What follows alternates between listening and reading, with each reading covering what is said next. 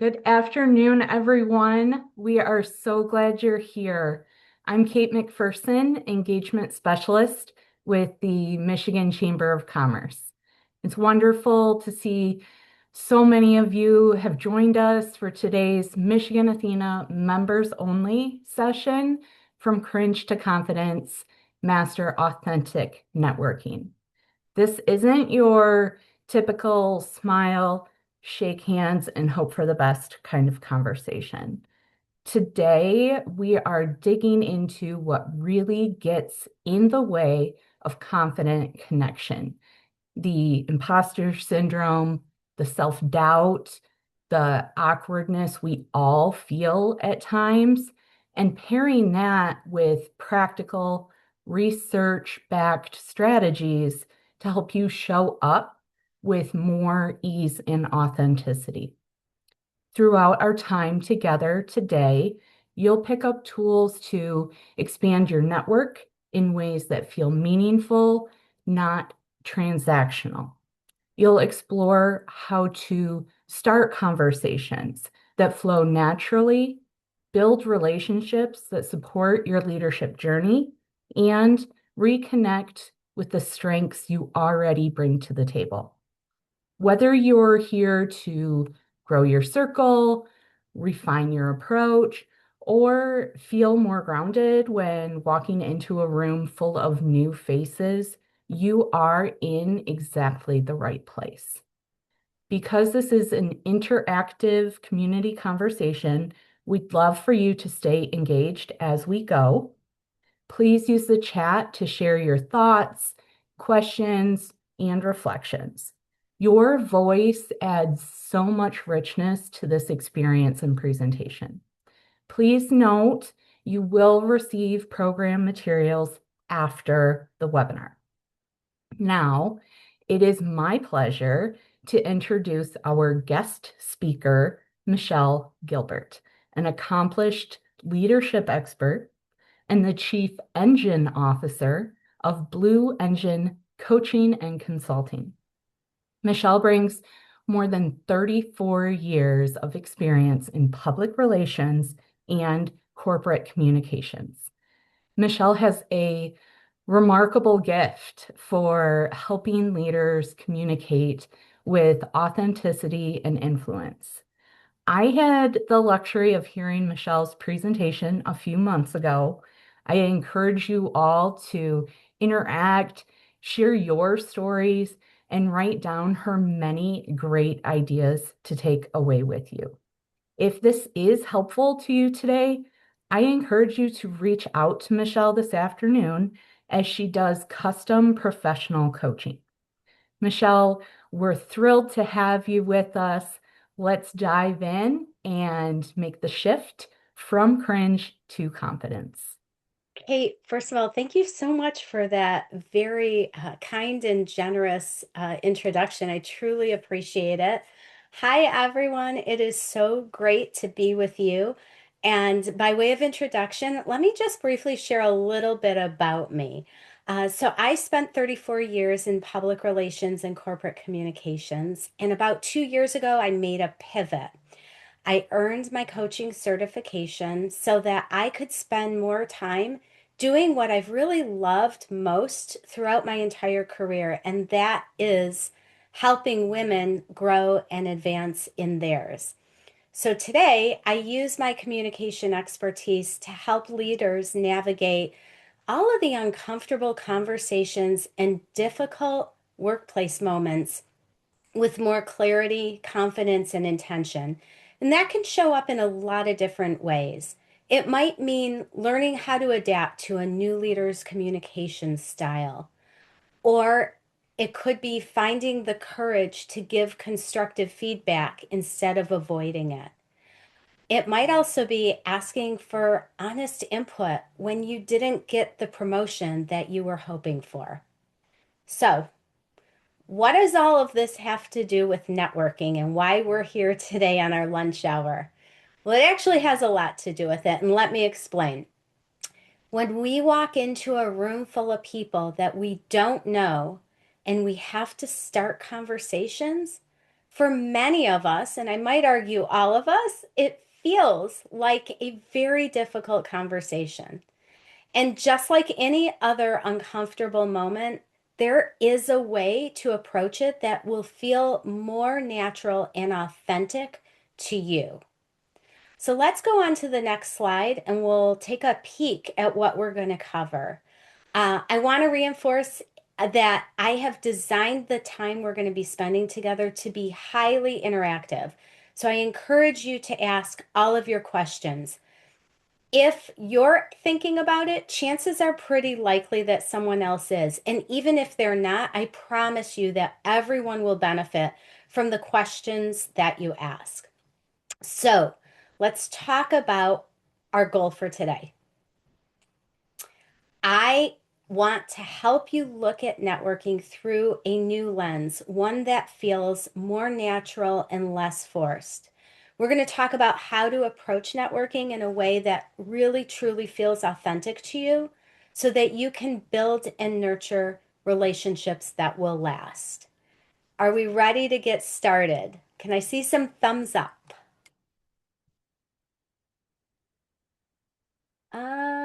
Yay, thank you for that.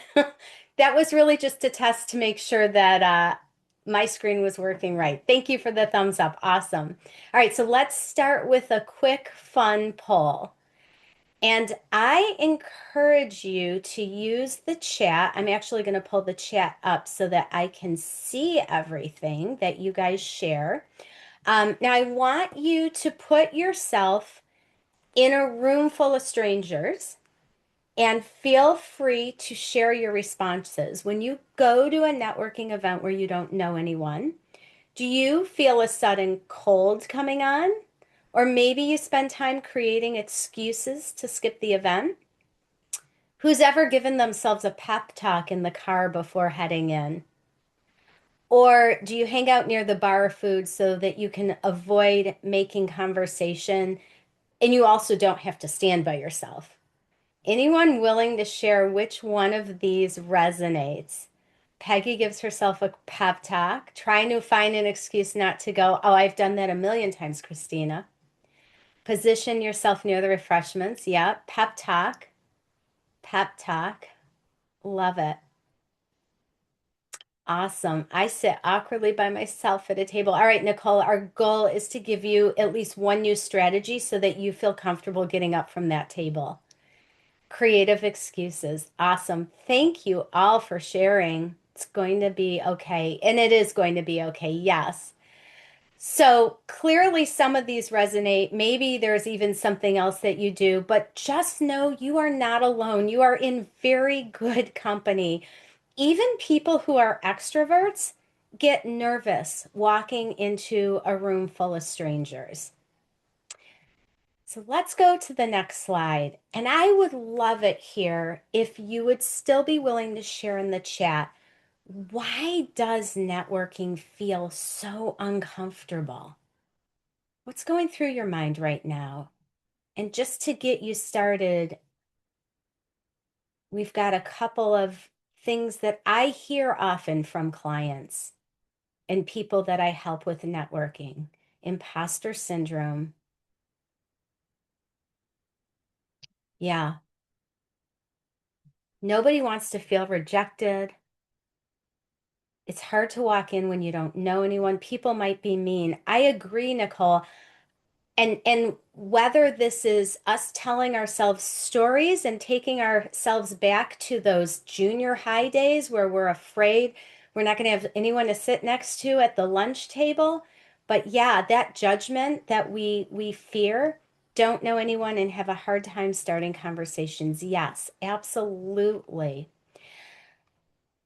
Here's the thing, guys. When we walk, I should say, ladies, when we walk into a networking event, we want to make a great impression fast. And when a conversation doesn't click right away for us, it absolutely feels discouraging. And then we don't have the motivation to try again. And I'm going to throw something else out here. On top of that, your time is valuable. Nobody wants to spend a couple of hours at an event that's not delivering results. Am I right about that? I'm guessing you guys are all busy and have 10 other things you could be doing right now. Yes. Here's what I want you to remember. People do business with others who they know, they like, and they trust. And networking gives us the opportunity to start getting to know people and to even figure out if you think you like them. But trust, that takes a lot more time. Let's go to the next slide. I want you to think about your closest relationships, your best friend, your spouse or partner, your favorite colleague. Even if you hit it off right away, it took shared experiences over time to build the trust and the bonds that you have with them today. So, why do we expect professional relationships to work any different? Let's go to slide 7. Maybe we need to shift how we're thinking about what networking is, and it's really more than just business cards. So, what is networking? So, first of all, of course, we know it's about making new connections, and we're going to talk about that a lot over the next several minutes, how to make those connections. Here are two other things that a lot of us don't think about, though. It's about nurturing the relationships that you already have. That might be reconnecting with someone that you met last year or following up with a colleague from another department after a project. I want to share what I call the piggy bank theory with you. Who had a piggy bank growing up? Put it in the chat or give me a heart or a thumbs up, or even if there's a little piggy emoji. I'm guessing a lot of you did. So you would maybe put some of your allowance in the piggy bank if you got birthday money, maybe at the holidays, and over time you saved up. And eventually you had enough money to buy whatever that important item was for you. Well, the piggy bank theory is applicable with networking too, because you don't want to go and ask a favor of someone if you haven't talked to them in 5 years. But when you keep showing up in small, intentional ways, then it makes it easier to approach someone when you have a favor. Does that make sense? Hoping, yes. Okay, awesome. Good. All right. And finally, networking is about getting permission to be in a conversation. I usually, when we're in person, I ask people, do you know what that means? And sometimes people guess, but I'm going to go right into what it means. And I'm going to share my own personal example.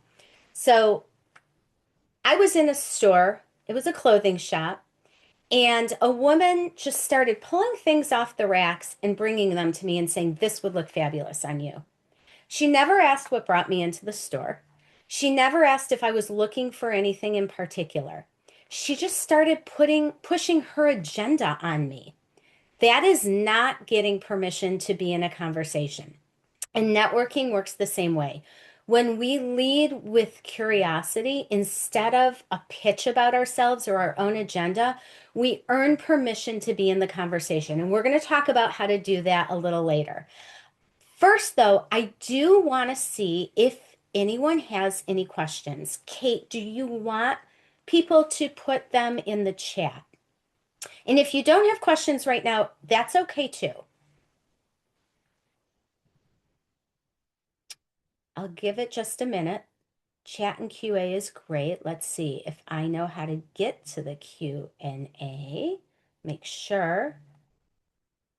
Webinar chat. I don't know if I see a Q&A. So if there is a Q&A, oh, there it is. Okay, duh, right in front of me. Perfect. All right. Okay, so no questions yet. So that's no problem at all. I'm going to keep going. And as you guys think about your questions, you can feel free to throw them in the chat or just make a mental note to yourself. And then you can ask them even toward the end. Hopefully, we're going to have some time. So let's move on. Thank you for slide number 8. So over the next several slides, we're going to walk through the three phases of the networking life cycle. First, we're going to talk about what you can do before an event to prepare with intention.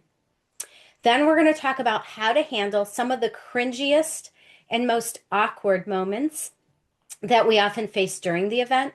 And finally, we'll talk about what to do after the event so that you can turn that quick conversation into a meaningful, lasting relationship. And I want to emphasize here that each of these three phases matter. And when you approach each of them thoughtfully, it makes the next one feel easier and more natural for you. So we've got one more quick fun poll. So get ready to share in the chat. What is your typical preparation strategy before a networking event? Do you research who's attending and prepare your introduction? Maybe you scroll LinkedIn for 5 minutes in the parking lot and hope for the best. Do you pick out an outfit, tell yourself to smile, and wing it the rest of the time? Do you stress about it all week, cancel last minute, and tell yourself next time will be different? Or wait, we're supposed to prepare? Let's see, I'm loving these comments. I get dressed, I pick out an outfit, tell myself to smile and wing it. I love it, Amanda. Willing to admit we're supposed to prepare. Yes. And by the way, I don't want you to feel bad about winging it. There is nothing wrong with winging it either. You can still have success. But we'll talk about how a little bit of preparation can make it even more of an enjoyable and worthwhile event for you. Awesome. Okay, let's move on and talk about why preparation is a game changer. There are several different ways that you can prepare before an event. Step one, you want to set a goal before attending the event. So think about what you want to achieve. Do you want to meet 5 new people? Maybe you want to reconnect with former colleagues. Or maybe you're looking to get 2 minutes with the president of your company. Let's not forget that networking within our own organizations is also very important. The most important thing is to create a goal that feels achievable and will make you feel like the event is worthwhile. Step two is to prioritize who you want to meet. Not all connections are created equal. Sometimes spending time with one specific person is going to be a lot more valuable than the entire evening meeting 10 random people. So, how can you figure out who's going to be there? Well, you can ask the event planners for an RSVP list. If it's a public event, sometimes it's even a public RSVP list. But even if you can't get your hands on that list, if you follow the organization's social post, you can see who else is engaging. And once you've prioritized a few people, go ahead and connect with them ahead of time on LinkedIn. Send a note and say, hey, I saw you were engaging in this event. I'd love to meet you there. Do some research on them. Look for things that you might have in common that are going to help you with those conversation starters, which we'll talk about in another minute. But first, step three is keep your elevator pitch short, human, and clear. I like to focus on who do I help and what do I help them with. Remember, you don't have to sound rehearsed, you just need to sound real. Let me give you an example. So, if we're networking and you're a lawyer, and I say, so what do you do during 9 to 5 or 8 to 6, whatever the hours are? And you say to me, I'm a lawyer. That's pretty broad. You could be a divorce lawyer, you could be a patent attorney, you could be all different kinds of lawyers. So it doesn't really tell me a lot about you. But what if you said, oh, I'm an attorney. I work with small business owners to help them protect what they've built and avoid legal surprises as they grow. Now you've got my attention. I'm a small business. I want to know what legal surprises I need to avoid. I have immediately thrown all my other questions that I prepared to ask you out the window because now I'm relying on what's authentically coming to my mind because I'm truly interested in what you're saying. Step number 4 is brainstorm conversation starters. So if you know who you want to connect with and you've researched them to find some common ground, it is easier to start a conversation. I'll give you another personal example of mine. I was having a one-on-one coffee chat. Well, it was really a virtual coffee chat with somebody who I was introduced to from someone else. And this is a little embarrassing because it's going to show my age, but he used to be a camper where I was a counselor. And I mentioned that during our call, and it immediately made things feel more comfortable and friendly and authentic because I found a common ground. We both had a connection to the same overnight camp, and that was meaningful to both of us. All right, I'm going to pause and let you all have a chance to ask questions if you have any. I'm just looking at your comments here. When I review a know before you go attendance list, I like to pick people that I want to meet and find old friends. Yes, absolutely, Kate. And I love that you mentioned finding old friends because that really gets into the nurturing the existing relationships that we have. What are some good small talk topics other than how was your weekend? Oh, Valine, and I hope I'm pronouncing your name correctly, Valine. If not, please feel free to let me know in the chat. Close enough. Okay. Um, that's a great question, and this is exactly what we're going to talk about next is some networking topics. So, if no one has any other questions, let's move on to the next slide and we'll get that question answered. And this is going to also give you an opportunity to throw your best practices into the mix. So, first of all, I want to let you know that I put together a one pager with a variety of different topics to help you brainstorm your own conversation starters. And I believe Michigan Athena is going to email that to all of you after this event. So that is coming your way.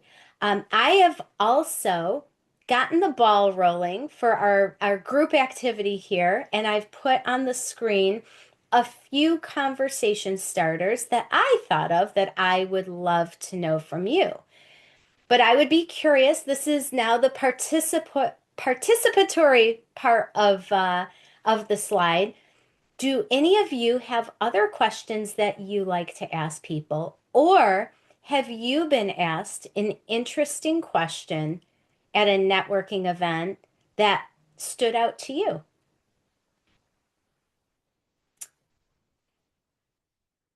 I promise I will not make the silence awkward by waiting too long, but I do want to give all of you a chance to think and put anything in the chat.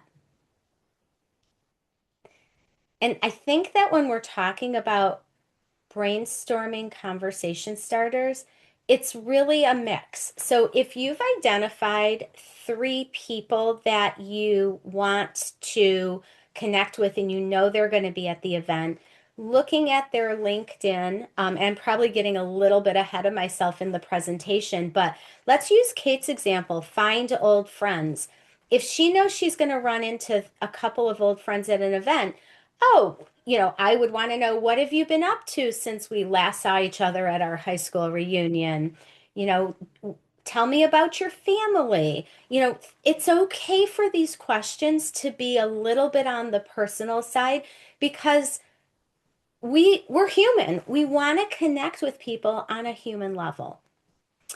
So let's see. I have been asked what I love most about my job. I love that question. It is a nice question and it makes you feel comfortable. It is personal, it is relevant. It's another way of saying, tell me about what you do because you get to focus on the part of your job that you love. It's a great question. Yes. Awesome. Okay. So if there are no other questions that you want to ask or questions that are good for you, oh, here's a question from Kate. Oh, yes, I know I need to pull up the Q&A. Thank you for watching out for me, Kate. I appreciate that. Do you recommend using a personal elevator pitch? If so, what makes one compelling? Yes, we are going to talk, Angel, about elevator pitches in the next section. So if you don't mind putting a pin on that, um, I promise you we're going to talk about it. And then if I'll pause at the end of that section so that if I haven't done a good job answering your question, we'll circle back around and you can give me a little bit more detail about what you want to know. Sound okay? Okay, perfect. All right, so let's move on to the next slide and let's focus on how we can engage with presence. Um, the first challenge that I hear often is I never know how to start a conversation. And I'm hoping that you feel a little bit more empowered to start conversations now that you have a preparation strategy. And the best way to start a conversation is just to show up curious. Ask thoughtful, open-ended questions to engage with others, and then ask more questions. And listen to understand what they're saying, not to reply. Focus on what they're sharing. The more you listen, the more you are going to learn. And before you know it, you're no longer worried about what the next question is that you prepared because your conversation is naturally flowing, just like I shared in that elevator pitch with how you describe yourself. Hopefully, they're going to reciprocate, but if the conversation falls flat, it's okay to gracefully exit, and we'll talk about that more in a few minutes. The other thing that I hear a lot is, I don't know anyone here. It's intimidating and it's overwhelming. How does that sound to people? Anyone ever feel that way? I know I have. It is intimidating and it is overwhelming. And I can't promise you that it's ever going to feel easy. But here's what I can assure you. The more you do it, the more confident you're going to become. So we have to ask ourselves if we are willing to embrace the discomfort in order to expand our network. And I find that the best strategy for approaching people when you don't know anyone is to look for other people who are not already engaged in conversation. Are they looking down at their phone? If so, what's the likelihood that they're really, really busy versus maybe they're just trying to look busy because they don't have anyone to talk to? And they might be thrilled that you were brave enough to come and introduce yourselves.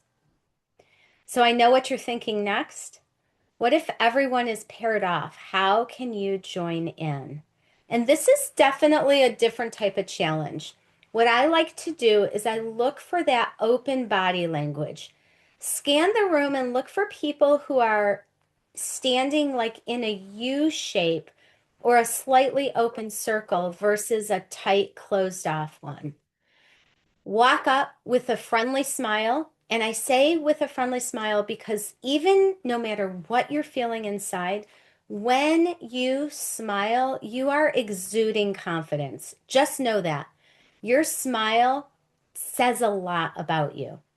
Make eye contact and just say, "Hi, I'm Michelle. Do you mind if I join your conversation?" Most people are gladly going to welcome you in. I have never ever had someone say, "No, thanks. We just want to talk by ourselves." And quite honestly, how do you know that those three people who are talking aren't colleagues and they all know each other? They may be relieved that you made that first move. All right, so finally, let's talk about how to exit a conversation gracefully without being rude. This does not have to be as hard as we think it is. I like to make it about them. I'll say something like, I have really enjoyed chatting with you, and I'm sure that you want to connect with other people tonight. So I'm going to let you go mingle, and I will reach out to you on LinkedIn so that we can connect again. If that doesn't feel like your vibe, try something like this. It was really nice talking to you. And I promised myself that I was going to meet three new people tonight. So I'm going to circulate it a little bit more. But if it's okay with you, I'll reach out to you on LinkedIn. If you have no intention of ever connecting with them again because you just didn't get a strong vibe, then just don't say it. And you can say, I've really enjoyed our conversation. Thanks so much. It was really nice meeting you. And then you can exit. Now, I'm going to stop and let you ask your questions, but I also want to go back to Angel's question because I realized that we did kind of already cover it. So, um, Angel's question, if I go back, oh, the personal elevator pitch, what makes it compelling?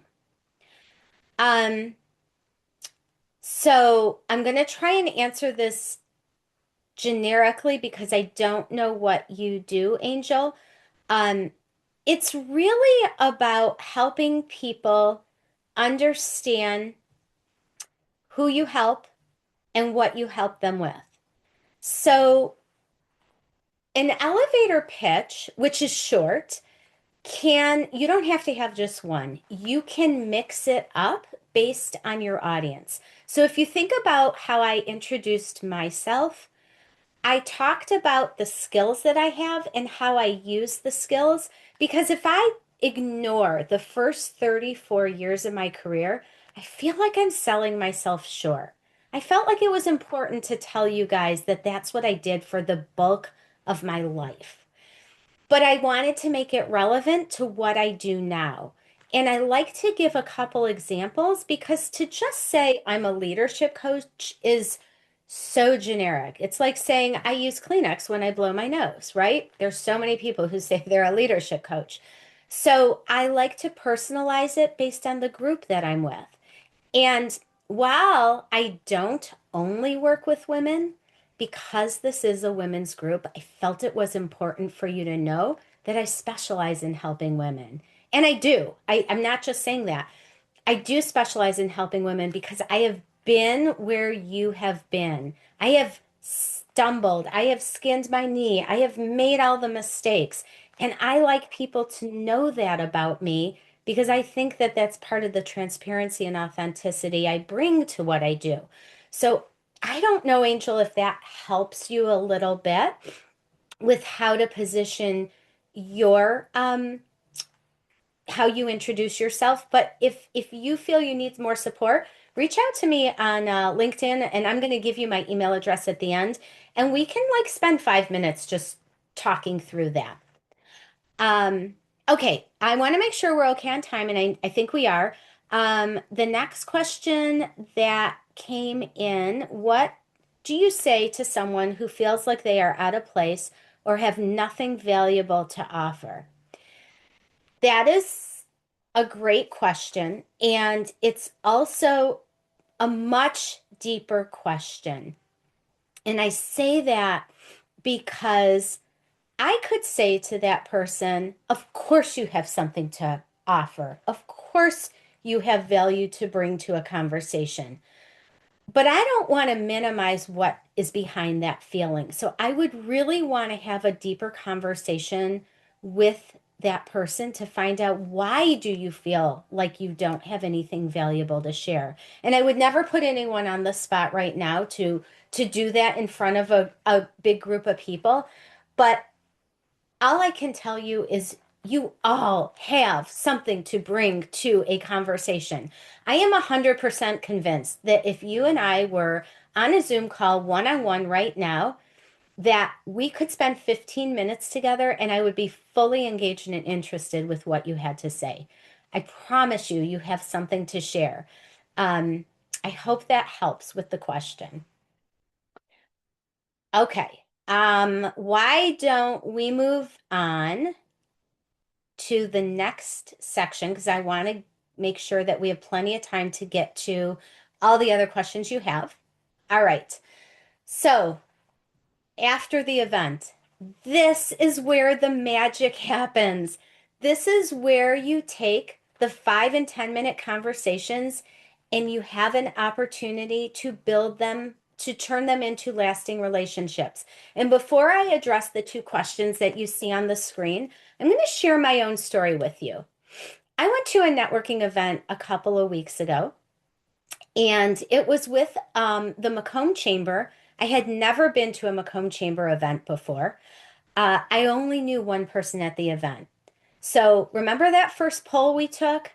I was like, okay, give myself a pep talk in the car. I already talked about all the reasons why I shouldn't come. Don't want to deal with the traffic on M59, but I went because I knew it was important to stretch myself. And I had an opportunity to talk to a lot of different people.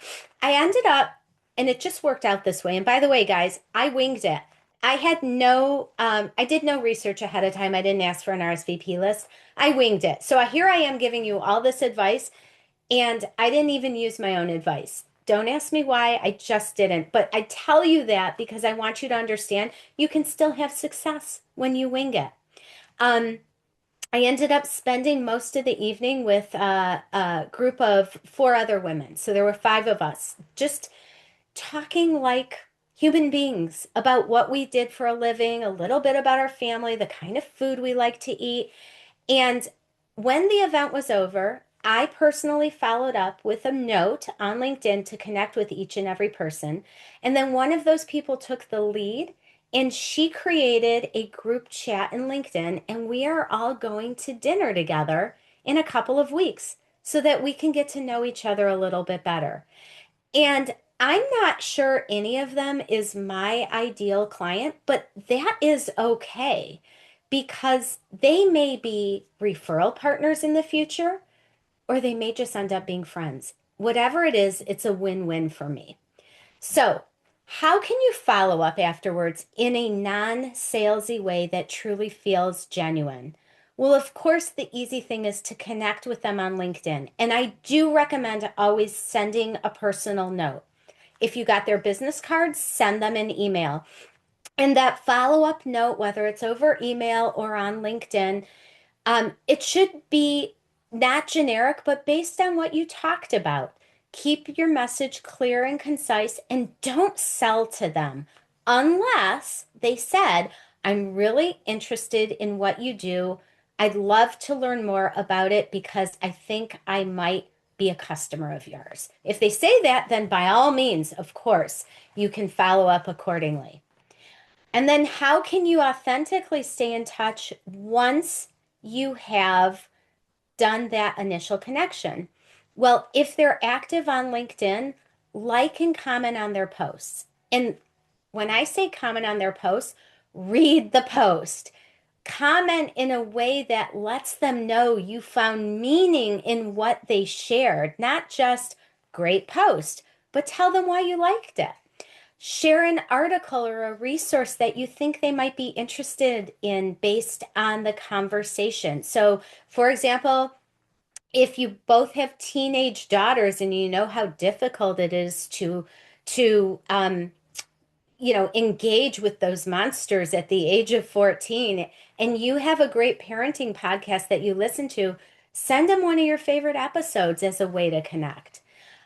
Suggest a follow-up meeting, grab coffee, jump on a Zoom call, or the next time you're headed to a networking event, invite them to go with you. That is almost like, I hate to use the phrase kill two birds with one stone because it sounds so gruesome, but nothing else came to my mind as I was thinking of this. But it really allows you to do two things. It allows you to further your connection with them, and you guys can also tag team as you meet other new people. My guideline is always to give first and get second. Think of networking as a long game. The goal is to keep showing up in small, genuine ways. And here's something else. When you get to know people, be prepared for them to ask, how can I support you? I have had so many people ask me that. They may not be my ideal client, but they want to support me. So think about what you could share with them if they were to ask you that. All right, I'm going to stop before we move on to our final slide and see what questions you have. I'm also going to pull up the Q&A. Let's see. No new questions. Kate said, I think you touched on this. We have a lot of introverts in the room. How can introverts network confidently without trying to act extroverted? That is a great question. Hello to all you introverts. You do not have to change who you are. Um, Changing who we are isn't going to do us any good. Um, I think this is where the preparation comes in. I'm not saying you have to do all of these steps, but choose one step that feels like it's something that you can manage. And again, when you're an introvert, you don't like talking about yourself, right? That's primarily one of the biggest differences between introverts and extroverts. So I would say for you introverts, be curious, ask a lot of questions. Those extroverts, they love talking about themselves. They love it. So the more questions you ask, the more they're going to love it, and it gets you off the hook. But I want you to be prepared to talk about yourself too, because networking is a two-way street. I hope that helps. Any other questions around the follow through? Otherwise, we will move on to the next slide and then I will stay on for any other questions anyone wants to ask. All right. So we're in the home stretch. You know, you guys spent the better part of your lunch hour with me. And I find that when we go to these webinars, we walk away with a lot of great tips, but then we go back to our responsibilities, and it's really easy to not put anything into practice. So I would love for you to think about one small action that you're willing to take from what you learned today, and how will you hold yourself accountable?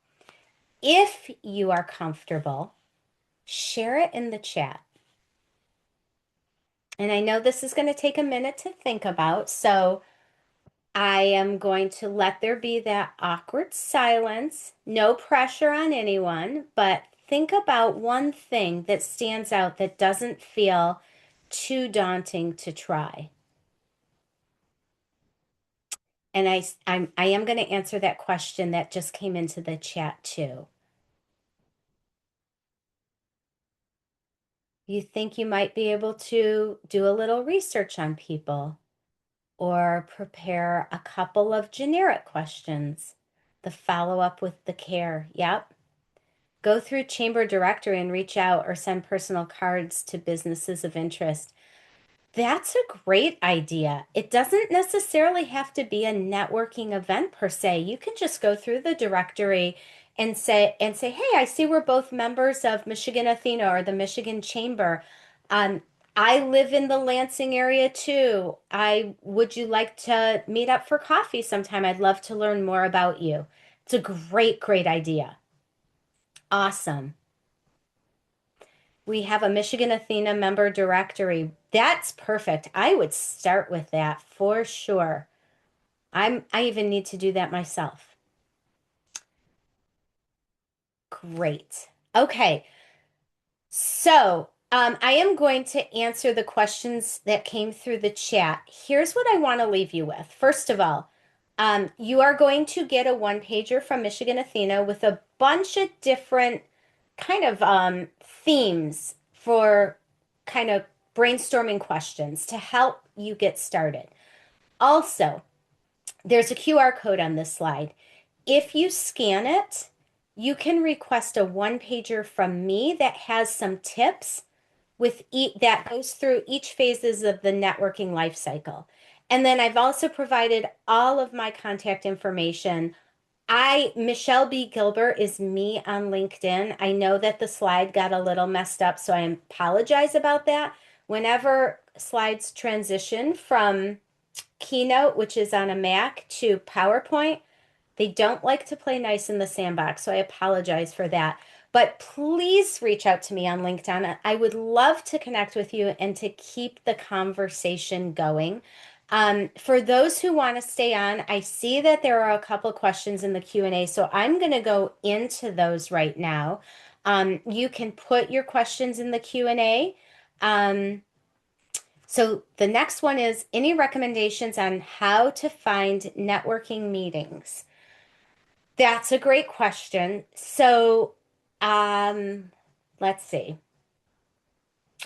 I'm not going to remember the name of this on my, I'm not good under pressure.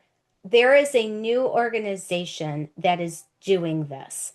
And I'm not going to remember the name, but maybe what I can do, Kate and Danielle and Emma, let me find the name of it.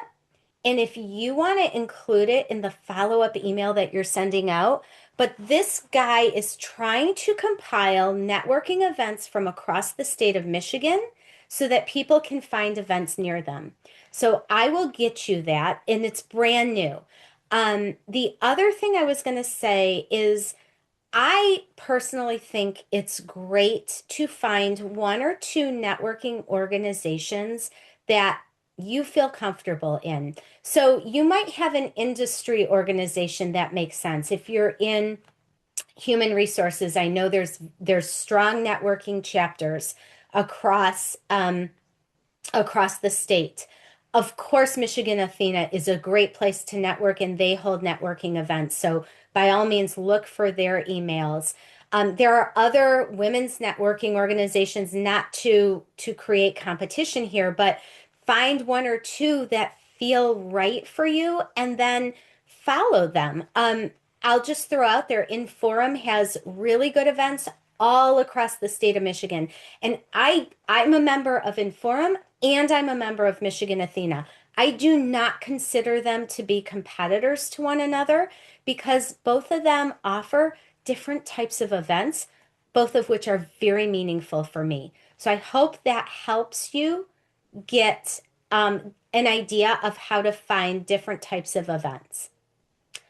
Um, and Kate says, keep an eye out for the Michigan Athena members only live LinkedIn community so you don't miss our networking events. Perfect. And then Monica asks, definitely prepare a discussion and some questions. Okay, that was her, what she's planning to do afterwards.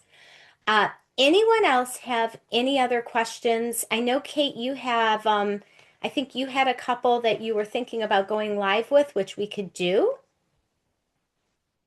or if you want to put them in the chat, whatever you'd like.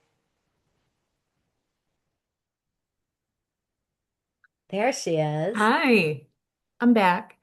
So I threw a couple of them of the questions that I had in mind, um, Into the chat. yeah, into the chat. But one that I think would be helpful to a lot of people is if there are any keywords or phrases that can instantly engage, and then also on the opposite end, instantly make a conversation feel inauthentic. So Sure. if you have any, um, Yes. sometimes there's just a word that will instantly throw it one way or another. Okay. So I'm going to tackle the second part of your question first. Hmm. Um, I think what makes people feel uncomfortable is when you come on, not you, Kate, but when a person comes on too strong. And that would probably look like going right into sales mode. So, when we were in person in Jackson, I pulled someone out of the audience and I think I made them feel really uncomfortable, but it was all for show. And if I were to come up to you at an event and say, "Hi, my name's Michelle. I'm a leadership coach. Do you know anything about leadership coaching? Is that something, would you want to be on my mailing list?" That's what I call cringy, right? I'm How do I even know you're a leader? How do I know that you're even interested in talking to me? I mean, I feel cringy just even showing that as an example. But coming on too strong, making it only about you, that is going to turn people off.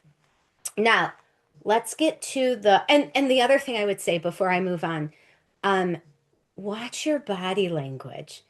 Um, Sometimes people don't even realize what they're doing. They scan someone, they look them up and down, like they're checking out their outfit, right?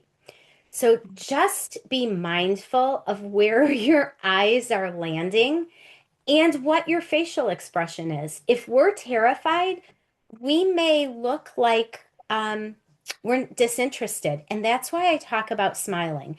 Now, you want your smile to feel and look authentic, but I want you to, so whether you have to practice in the mirror to make sure that you're not giving one of those awkward smiles, but try to lead with a smile because it really does infuse confidence.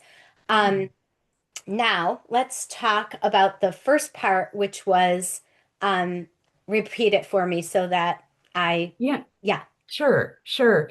So it was if there are any key phrases or keywords that might got uh, it. it might engage someone in a Sure. very positive way. So the Okay. opposite of automatic cringe. Yes. All right. So this is why I love doing these events just with women, because I would never suggest this if it was a room full of men and women. Um, and by the way, I'm going to preface this with always be genuine. But if someone is wearing a nail polish color that you love, or you love their outfit, or their purse is really cute, let them know. There's nothing better than a great conversation starter where you're bonding over something that you're paying them a compliment. And again, it has to be genuine. And I'm going to tell you, I have watched both of my daughters do this at stores. One of my daughters is 22 and one of them is 18. And it is amazing to me the conversation that starts between them and the person at the store just because one or the other paid a genuine compliment. So, that is something that you could build into your toolbox. I'm not saying you have to like sweat bullets over, oh, I got to find something I can compliment them on. If it doesn't come to you naturally, don't use it. But that's the idea of having a lot of different tools in our toolbox. Other than that, again, even if you don't know anything about the person, walking up, introducing, "Hi, I'm Michelle. What brought you to this event? Or have you been to a Michigan Athena event before?" Just anything that is going to it's not as much about a phrase or what that first question is as much as it is your body language and how you're approaching them. And we all have gut instincts. We all know when someone feels authentic. And if you take the pressure off yourself, like, I've got to get a sale tonight, I got to walk away with 10 business cards, and you focus on a goal that feels achievable, make your goal, I want to just meet three nice people. And then, just like if you were at, I don't know, the water cooler at work and someone new walked up and you might strike up a conversation because you hadn't seen them before. Just focus on getting to know people and the rest just falls in place. It just does. Um, I'm looking at, let's see, I often wear a statement piece because it makes me stand out and it invites conversation and compliments. 100%. Yes. I have made so many connections that way. I love that. I absolutely love that. Any other questions? I know we've got 6 minutes, but by all means, I don't want to keep anyone longer than they need to because you might have a 1 o'clock call. Um, Sure. I Anyone think we've else? had some really great questions, and I'm Yes. sure, Michelle, if anybody thinks of something afterwards, um, just knowing you, you're very open to taking questions and sharing ideas. So, I would and love it. Yes. Michelle, you are on LinkedIn, including the members only LinkedIn Yeah. community. So, I'm sure that's an easy spot for people to reach out to you also. Yes, please reach out to me. If you reach out in the member group, just tag me so that I get alerted that it's there. Otherwise, I think I become reliant on whether it goes into my feed, and I don't want anyone thinking I am ignoring them. Sure. Yeah. Great. So, Thank you. well, thank you all for Yeah. joining. I'm seeing Christine. I've never attended a networking event. I'm a new Athena member, so this is my first webinar. Bravo to you, Christina. Bravo Yeah. to you. Yep. Christina is one of our newest members. So welcome again, Christina. Yeah. Yes. All right. Well, as we wrap up today's session, I want to make sure to thank each of you for spending part of your day with us. It has been a great opportunity to pause and reflect and rethink how we show up, not just in our professional circles, but in the relationships that help us grow as leaders and people. So, I want to thank you all for your participation. It was really interactive. I think we all learned some great things from each other. And then, of course, a big thank you to our speaker, Michelle Gilbert. You bring a gift for breaking down what it really takes to communicate with confidence and authenticity. And your insights today gave us so much to take home and take away, and very practical ideas, which is always the best part of a great presentation. So thank you. To everyone, as you head back into the rest of your day, I encourage you to carry forward even one thing that resonated with you today. Maybe it's starting a new conversation, approaching a connection with more intention, or simply permitting yourself to show up as you are. Small steps count and they build momentum. Um, and I do want to remind you that today's not the end of the insights. Michigan Athena is here year round with opportunities to connect and lead and collaborate and mentor and grow in your leadership journey. Our statewide community empowers authentic conversations and builds our trusted networks so that we can open doors and grow together and feel more comfortable in our roles. So I want to thank you all for being a member of Michigan Athena and getting to experience everything that we offer. We would love to hear your thoughts about today's session. So we have a QR code to scan so you can fill out that quick survey. And we will be sharing the link to the survey along with the recording and training materials in an email after this. So keep an eye out for that. And do you want to make sure that you have on your calendar, we have our next Michigan Athena webinar on burnout, boundaries, and balance, mental wellness for high achievers.